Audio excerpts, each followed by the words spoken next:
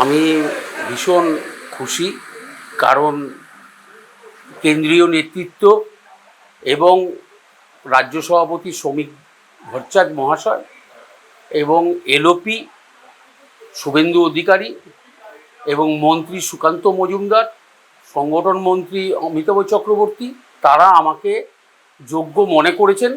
আমি আশা করব তাদের এই আশা আমি যেন তাদের জিতিয়ে, বিধানসভা জিতিয়ে আমি আনতে পারি। প্রথম কথা হচ্ছে যে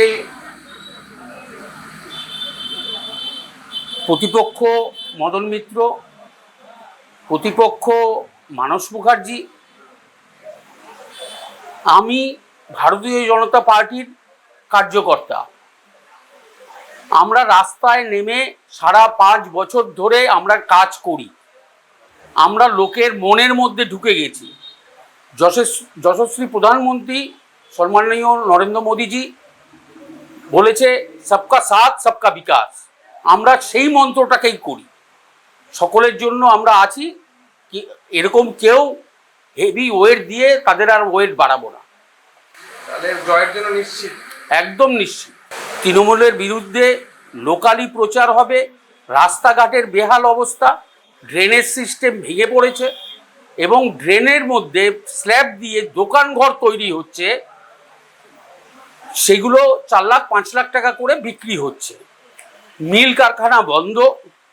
সাগর দত্ত হসপিটাল, সেটাকে আরও ইমপ্রুভ করতে হবে, বেড বাড়াতে হবে। তারপর হচ্ছে এখানে বড় মোহিনী মিল একটা ফ্যাক্টরি ছিল, যা বাম জামানায় বন্ধ হয়ে গেছে এবং তৃণমূল আসার পর তারা প্রতিশ্রুতি দিয়েছিল যে ফ্যাক্টরিটা খোলাবে।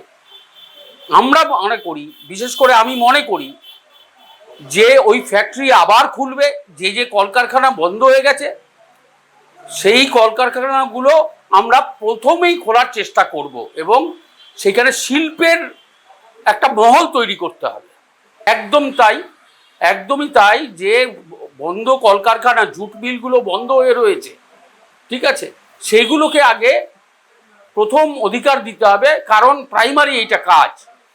কারণ প্রচুর এখানকার আমার প্রচুর ভাইরা আছে যারা বিভিন্ন স্টেটে গিয়ে কাজ করছে, পরিযায়ী শ্রমিকের, তারা যেন এই কলকারখানাগুলোর মধ্যে তাদের কাজ করতে পারে, সেই ব্যবস্থা করা আমাদের কাজ।